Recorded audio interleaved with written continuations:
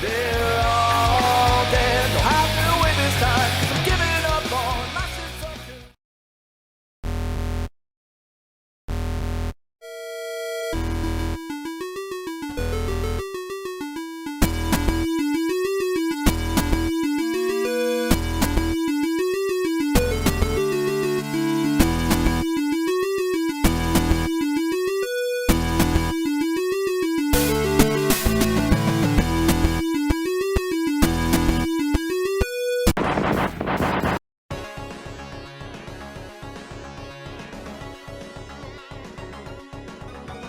The reset button returns again, another crash landing right here on the channel. Good to be back. Alongside me, as always, my man with the plan, Tannen, the host of the reset button. Glad you're back. Glad you're in much better form this week. May 4th is coming past. Our Star Wars specials in the books. Checking on demand on the channel. But man, how you been?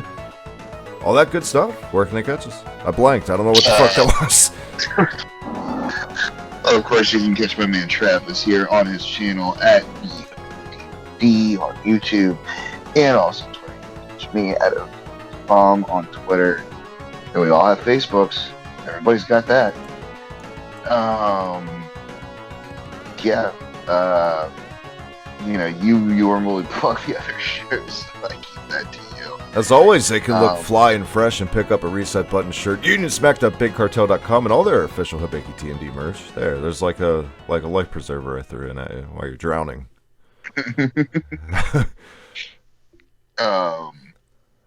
As far as I've been all right. I don't know. It's been kind of a really fast week. Can't believe how fast this week went by. Yeah. Just a lot of work, I guess. I think it's part of it. Amen. A lot of work, a lot of gaming, a lot of DLC, a lot of Fire Pro Wrestling DLC, the official announcement trailer. Tannen, you're out there. You can go, guys, right now. Look up Hibiki TMD on firepro.net. Download Tannen today and all the rascals from the channel. Yeah, it was a good feedback on that. Glad you guys dug it. And look for Pack 2 coming up next month right here on the channel. Tannen, I do want to shout out Broken Optics on Twitch. We went last night. Return to the Melee. We played Power Rangers Battle for the Grid on PS4. It was a good time. It's a great underrated fighting game. A game way better has any right to be. So yeah, get over there, Broken Optics on Twitch. Check out Optic. He's been a guest on this show and other shows here on the channel for years now, actually. And this is like episode. I actually went back because we had a little banter last time, and we're confused on what episode number we're on. I went back. We are on episode 56. Of the reset button. 56, that's it. I thought we were way beyond that. Well, we did take a year hiatus. Yeah, we did take a year with 50. It was like we ended 50 and then that was that. So, all right, well, good deal. So technically, I guess if you love the number 56, it's a milestone episode. There you go. Lawrence Taylor, his number is 56. As always, let's get back. Last week we mixed up the garb, but let's get back true to form. Tannen, as always, what you been playing this week? Been playing a few games. I actually went back and started doing Breath of the Wild again, which is always a nice game to revisit and, kind of get into your side quests and all that a little bit more. Oh, excuse me. There I go yawning. Let's see here. Yeah, like I said, it's been a really busy week for me, though. However, started playing Deadly Premonition Origins. There you go. Pretty interesting title. I did play Deadly Premonition, what was originally on the PS2. Again, I think that's a game that gets a lot of hate because people don't understand the fact that it's supposed to be campy. But regardless, though, really interesting game. I've made it a goal of myself to finally finish the Luigi's Mansion 3. That's been something that, I put it down and then I walk away from it and then I pick it back up again. Have you ever beaten it? No. Okay. All right. No, I've not finished that one. So Can I put a disclaimer before either one of us go further with this segment this week? For those wondering, neither one of us have played Resident Evil 8. I've heard really good things, but you're not going to get that this week. Maybe next week one of us will have picked up, but neither one of us have played it yet. Continue, Tannen. Because I know people are wondering if we picked it up. Yeah, I know people are wondering that. And my whole thing is, too, it's like, it's funny, I was talking about it actually at work the other day, and I was like, I'm debating on whether or not I should wait. And I kind of want to play back through 7 again. Yeah. Just to get refreshed with that. Because, I mean, I did play Resident Evil 2 Remake. I loved that. I did not pick up Resident Evil 3 Remake. But a lot of people kind of shit on that one. But a lot of people also kind of shit on Nemesis in the first place. Right. So, I know some people, that's their favorite game in the whole fucking series. It's just, I know. It's crazy, like the hills and valleys that fans are in the Resident Evil IP in general. Just like, certain games people hate so much, but others love. Like I think the one that everyone probably comes to terms with is everyone has probably the same opinion as 6 out of all of them. Is that fair to say? Everyone's pretty much agrees that it's not that great. There's some people that I know that love 6. Right. I think it's absolutely amazing because you get to play so many different characters and all that shit. I did not like 6 personally, like that much at all. Long-winded is a good way to describe it, but at the same time suffering from pacing when it matters. I guess it feels too rushed at the point. What parts in 6 were like, all right, and it feels like it's already over, and it's back to this mundane, drawn-out shit. I mean, if they would have called it like a spin-off game, because let's be honest, that game is an action game more than it's a horror game, hands down. Yeah, it just did not feel. It's like they completely. Yeah, we had 4. 4 was fucking fantastic. It was mind-blowing. It took it to a new level. And then we had 5, and it was like, oh, this is cool. We're going to have co-op, you know? Best part about that game. Yeah, but also the worst part, because honestly, playing it on single player sucks ass. Yeah, you get to that one part where you're in a fucking cave. It's dark as shit. And, of course, you want to control, you want to be the one that shoots, but your partner, is holding a flashlight. Well, get the computer to be that flashlight partner, and they fucking blow, and they're just pointing the flashlight anywhere but where if it would have been programmed where like, oh, I'm going to point my gun this way, and then the next thing you know, that's where the flashlight's headed. Fuck yeah, that's how it should have gone down. But instead, no, we had this really, really shitty, like, I don't know what they were doing with that AI. And then if you do switch and you're like, okay, I'm going to hold the flashlight while the computer shoots, they're fucking doing everything, but you point the flashlight right at a, approaching enemy, and they're just not even firing. They're just standing there aiming and then, like, popping off, like, 1 or 2 shots. Yeah, the AI in that game is fucking brutal. But I meant it's the best way to play that's with a buddy, hands down. Because when you got a human buddy, that game is amazing. 5's great. Oh yeah, it totally tits whenever you have a human buddy, but you have to play it with somebody. Yeah. And so that's what was good and bad about it. I mean, it's just like, I'm glad they didn't Dead Space 3 it, where you couldn't even do couch co-op in that one. Yeah. There's certain sections of the game you couldn't even access unless you got online and played it with somebody. And it was just so stupid. Like, it's just like, I was the only one that I knew at the time that even owned Dead Space 3. And, that killed the series for me. But then we had 6 come out, Resident Evil. And, it's just like you said, very long and just drawn out. And it's like, all you're doing is there's no puzzles. All of that's just taken away. Yeah. And, They tried something different in a way and tried to streamline it more to reach a wider base, to more of the Call of Duty meathead crowd in a way where it's not as puzzle-based, but it was a miss. It was a miss. Yeah. The best part about Resident Evil 6 for me is the legendary meme of the cover with like that weird 6, where you ever see that meme where they take it's like a lady giving head to a giraffe? If not, everyone's looking at it right now. You're welcome. I definitely, you know what? It's been a minute since I've done this, but I think Resident Evil. I'm sorry, Tannen, if that was my fault that you tried. You're killing me. I think Resident Evil 8's the first game I'm going to pay full price for in a very long time. I think I'm going to do it. Every single one of my pals who have played it have been raving about it. So Yeah, I didn't actually pay full price for 7. 7 I had rented from Redbox and beat it, and then was like, oh yeah, I'll get it eventually. And I still haven't gotten it. I think back then my goal was to actually get a VR Mhm. and experience it through that. Which it's funny. One of my former coworkers, he had gotten a VR, and that was one of the first games that he tried to play through, and it scared the shit out of him so much he couldn't play it with VR.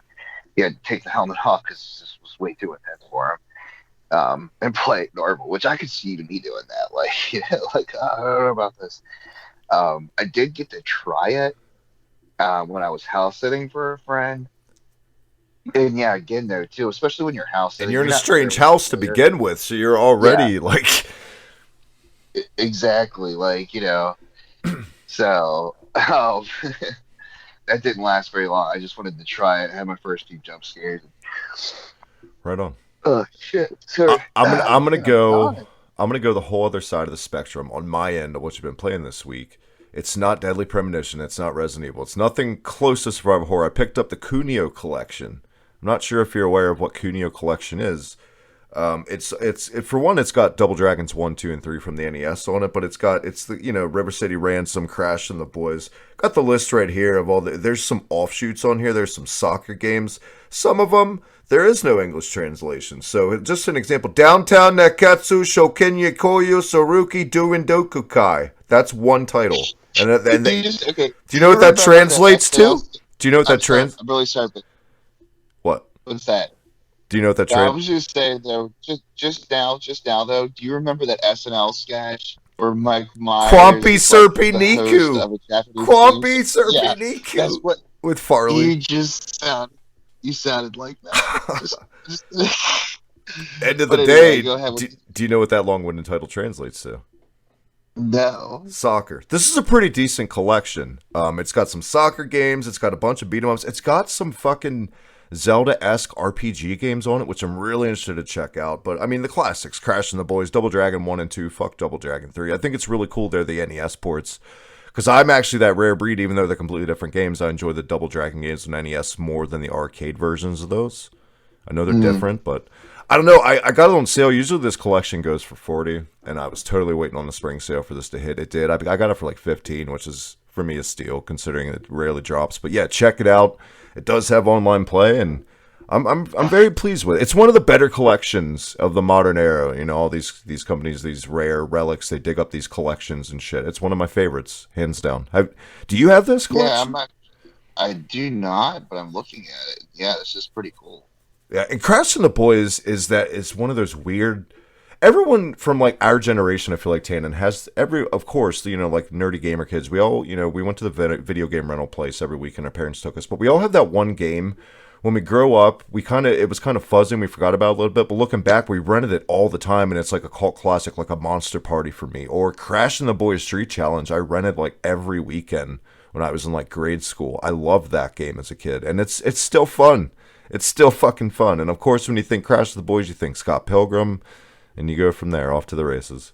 But yeah, I highly recommend that. Of course, more Kakarot. That game's like 40 hours plus. I'm going to be playing that for a while. Still enjoying it. It's a little mundane with the battle at this point, but like we said before on here, Dragon Ball Z game, it's average at best. That's about it, man. I like you, just busy in real life, trying to get some gaming in. But besides like streams with the lads and shit, not real a lot of time for a lot of immersive single player experiences. But hopefully next episode, guys, one of us can talk about Resident Evil fucking 8.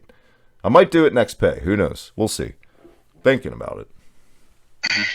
Yeah, I'm not gonna get it until I get paid, and even then, I don't know if I'm gonna drop the money on it. I really thought about it. I do have points with GameStop that I should, because why not? Why not? But I went to yeah, a, like I went to a GameStop the other day, first time in a while. It was a barren fucking wasteland. It was which one? the one out by Walmart. The only one in town anymore. Yeah. Really, barren wasteland, huh? Just, yeah, shelf space, man. It's very condensed feeling in there anymore. There's a lot of bear on the walls. A lot. But they still have Well, those overpriced fucking Dragon Ball Z statues for $90 goddamn in there. Have no fear. Have no fucking fear. The Minecraft hats. Gotta have the Minecraft hats. Dan, and here's some great fucking news. It's like the gods were smiling down upon us this week. Is it too little or too late, or is it hell yeah? Zombies Ate My Neighbors Ghoul Patrol finally getting a port to the Switch June 29th. It's coming. No online play. That's a fucking huge bummer. But just to have zombies on the go like this, it's such a long game. It's like a 10-hour game for the SNES era, an action game, easily. What do you think? You're saying 10 hour. I mean, sometimes I don't know. I've only ever beat that game once, and oh my god, what an endurance trial! What took me and my sister an entire summer. You know, like we did sum it up in like it was like 2 days, but it was 2 days of like really working together. It wasn't with my sister, somebody else. But I'm thoroughly excited, especially for Ghoul Patrol, because I never owned a copy of Ghoul Patrol. Like that one is really, you don't really see that around. I'm surprised this is a 1-2 punch. I'm surprised it's not just zombies or not just Ghoul Patrol. I think it's a hell of a deal. I think they know that if they would have done Ghoul Patrol package separately, it wouldn't have really sold. Because a lot more people are more familiar with. I mean, I've played Ghoul Patrol on emulator. You know, and it is like, you know, you have a slide attack and stuff. It is a little different. But yeah, Zombies Ate My Neighbors. I mean, shit. I still have. I did pick up a copy of that in original box manual and everything. Which I was like, oh my god, this is awesome. But originally, back in the day, I bought it from Walmart for $10. Very nice. And yeah, that literally created an entire summer for me. Did you buy it with your milk money? Yeah, sure. You remember that movie with Melanie Griffith? Yeah, she takes the top off for a bunch of kids on some fucking creeper shit. Yeah. Yeah, you know, and he's all like trying to like hook his dad up with a prostitute. Ed Harris. Like, you know. Fucking Ed Harris. Yeah, it is Ed Harris. Dipping in the cookie jar, getting his pecker wet. Where are we? Holy shit. But looking here, I mean, it is only going to be $15. That's a really solid, good price for this. Yeah. I would have thought they would have at least been trying to push 20 on it. The lack of online, though, yeah, that does, God, that gets to me. It's baffling, right? Like, why? It'd be so fucking easy. Like, yeah. I don't know. That they're gonna take a hit on that sales wise. I feel like too. I think that's gonna stray some people. Like, really? That's the main reason if I wanted to play this, I could just play it on a fucking emulator. You know. So yeah, looking at this, it is specifically the SNES version. We're not gonna see like crossover with. It would have been cool if they would have put the Genesis versions on there. I mean, granted, the music is nowhere near as good. The sound isn't as good, but I just think it would have been cool to have that option to switch it in. Yeah. Yeah, with local co-op mode. So I wonder if that still means like we can link up on our systems though. Like if I could hold mine handheld or whatever, you know. I would figure at the fucking least you could be able to do that at this point. You've already stripped away the biggest part of multiplayer you could have. I mean, my God. Yeah, I mean, it's even going to be on PS4 though and Xbox One as well. Yeah. I just this does shock me here that no online. What the fuck? Either way, we're both definitely probably picking that one up. That's a given. Probably day one in that. To be honest. Oh, and there is going to be physical copies of it. Nice. I'm definitely getting a physical. I'd rather have a physical copy. Speaking of that, thank you, Tana, because I meant to bring this up anyway. Did you see the Castlevania Anniversary Collection got the physical release, and it has like two kind of like it's like tier package sets. There's the Bloodlines, where you get like all this. It's all Bloodlines theme, which for me that's my favorite Castlevania game. And you got it's called the classic NES set, where it's more like the NES ones, obviously. Very cool. I think for all of it, it's $180. I would never pay that. But I think the baselines for these sets are like $30 or $40, which, you get a lot of booklets and art and like, good physical shit, which I miss in this day and age. Yeah, well, I mean, I have the collection I have the digital one, but you're talking about like it's a physical thing. Yeah, it's getting a rare limited release physical run. Yeah, I I have it. wouldn't. I have it too digitally, but I'd still buy it again. Because for one, Yeah, if it it's was limited cheaper. run. Yeah, I would never pay 180. I know that sick fuck Jim over there, drink a beer, play a game, is totally going to get the 180 version. You know why? Because he said it on Twitter. Of course, Jim would get it. He bought Musha for 300 fucking bucks on Sega Genesis. Yeah, right. Jeez. When we come back, Tan, I think that's just due time. We get it in. When we come back, we are playing, courtesy of me, one of the best fucking video games ever made of all time, in my opinion. Right here in the reset button, man. So, oh, gee, the Bushido Blade. That's another one. Okay, yeah, I hear you. I'm glad we're not playing Bushido Blade, to be honest. Oh, I know who's gonna have the game of the week this week. Nope, not doing it. When we come back, the reset button. Stick around.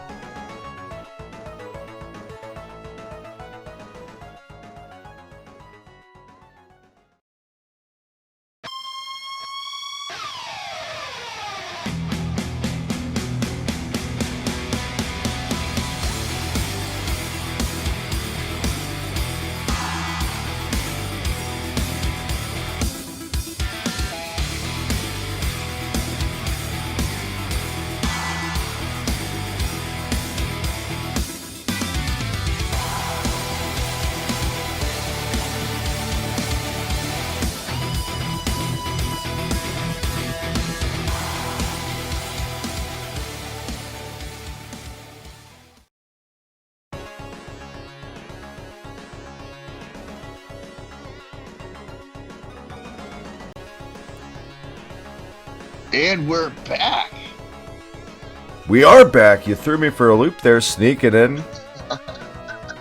Ow, I haven't leaped yet. What the fuck? We are back. Still hosting the reset button and waiting on a new body. Oh boy. Good to be back here, Tannen. On this time, it's Game of the Week. It was my pick. No bullshit, no oceans to swim through. An ocean full of shit, no ocean games. No shitty Star Wars games. Good old-fashioned run-and-gun goodness. My game, Gunstar Heroes for the Sega Genesis. Released in '93, developed by Treasure for the Sega Genesis. Top 5 Sega game easily, like I said earlier. One of the greatest games of this generation. I don't think it's better than Contra 3. I don't think it's on that level, but I think for the Sega Genesis, as far as graphics, the music fits. The one thing about this game that stands out the most, Hannon, is all the combinations of weapons you can play with. I like to do the homing flames personally. But there's a lot of replayability, for this game. It's hard as shit. Very unforgiving game, as most run and gun games of this era are. I still think Contra Hardcore is harder. The perfect way for me to describe Gunstar Heroes standing for me, it's better than Hardcore, but not better than Contra 3.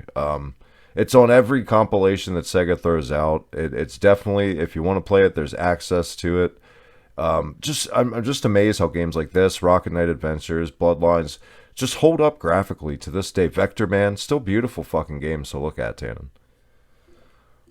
Yeah. I mean, this is like a straight up. I'm really surprised at how well this port is. I mean, it feels like just a straight up arcade game slammed into a cartridge. Everything down from the effects to the graphics. The graphics are actually beautiful in this game. Like I said, I didn't play too much of it. I mean, I played the first level, got about 40 minutes of gameplay. I played the first level and then went ahead and I was just playing them in order. And the board game level kind of pissed me off because for some odd reason I kept rolling one. And it just felt like it was just grueling. Like, oh, let's fight. Now we fight again. Like, oh, no, I don't want to fight. I want to fucking land on a gun space or something. Yeah. Dicks.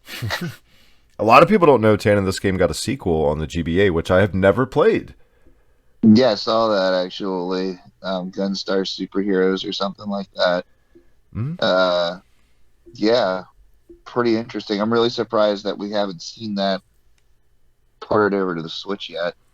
And also, sadly, Tannen, Gunstar Heroes got ported to the Game Gear, which I'm probably fucking lucky I haven't played, to be honest. I don't see how that can even come close to matching. There's some Game Gear games that are really good, but also you never know. It could have been a completely different game. Like how the Sonic series was. Yeah. The Sonic series on Game Gear, which was also put on the oh, come on, Master System. That's what they originally were in Japan and Europe, and then we would get the Game Gear versions of them. That's what we got over here. Um, I don't know, like which I like a lot of the Game Gear versions of the Sonic games. Anyway, I still think they're pretty cool. Totally differently They still paced, though. It's totally different game. There's definitely differently paced, but Let's not you have say they're Sonic. bad. Yeah. Yeah. Yeah, Sonic's. My Sonic. Has a hand glider and he's got all this other cool shit. It's like they gave him vehicles and stuff. Kind of took the idea that they did with Mario. With Mario Land. Let's put him in a submarine. Let's put him in a space outfit. Like that kind of shit. It's like they literally cut off Sonic's fucking legs for those games. Sonic 2, I mean, he can't do the crouch and spin move, but he would move pretty fast. I mean, there's this one level in Sonic 2 on the Game Gear that just pissed me the ever living fuck off. You're in a bunch of tubes, and you're just constantly getting kicked around, and it's just a huge pain in the ass. And it's like a labyrinth of you just guessing where to go. There's no way to memorize it. Really pissed me off as a kid. I'll tell you what, this game, Gunstar Heroes, pisses me off as an adult. I go back to the difficulty. It is frustrating. It's bullet hell at times. Yeah, but I still think, I don't know. You had compared it to Contra. I still feel like Contra's harder. But this one is more fun. The ability to pick up enemies and throw them, and Yeah. that type of shit is pretty cool. I definitely want to play more of it, and I definitely did enjoy it. You gave me a good game of the week. I think, for the sake of the clip on this, Gunstar Heroes. If I wish I had 10, fucking thumbs, so I could give 10 thumbs up for this. Get out there, play it yesterday, play it tomorrow, play it today. Jaden, I know you agree. It's one of the greatest video games of all time. That's Gunstar Heroes for Sega Genesis. I want to touch on something you said earlier, though, before we went to break. How you said Sega just had a knack for doing arcade ports way better. And I would say for like 90-some% of the case, that's true. Strider, man, when it came to arcade ports, man, Sega was your go-to. That's not to say the SNES didn't have some bangers that were like MK2 that were ported from the arcade and stuff. But, or Turtles in Time. Yeah. Yeah. But Sega just nailed it for the most part with games, For the most part.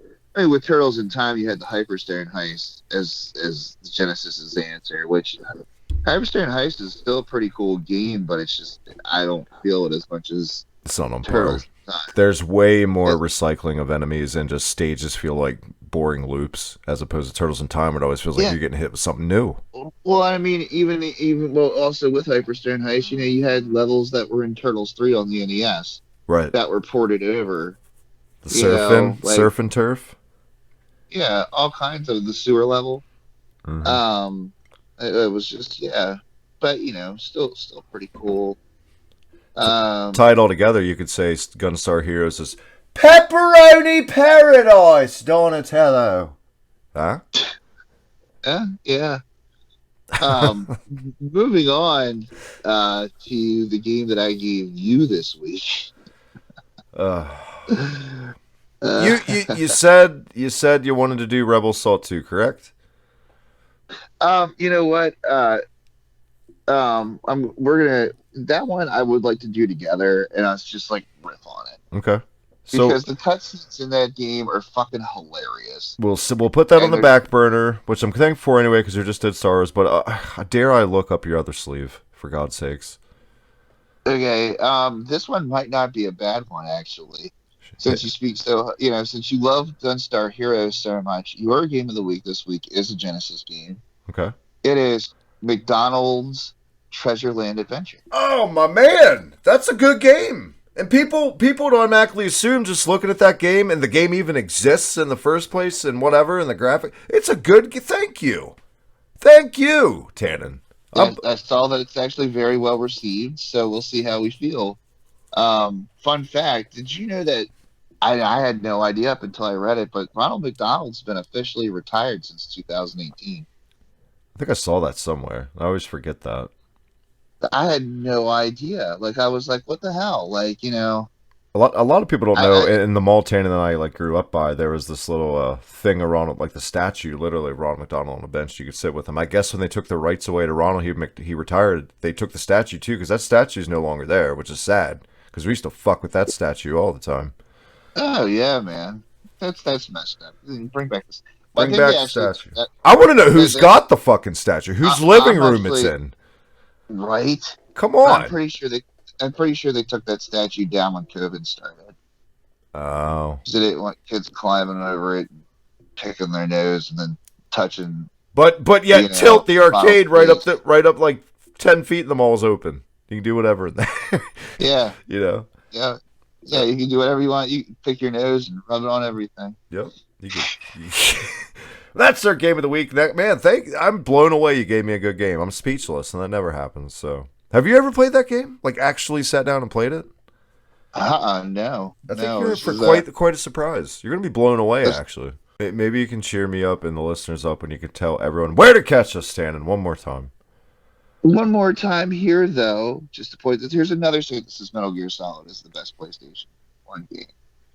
So, hey, in the comments below, do me a favor. What is your number one PS1 game?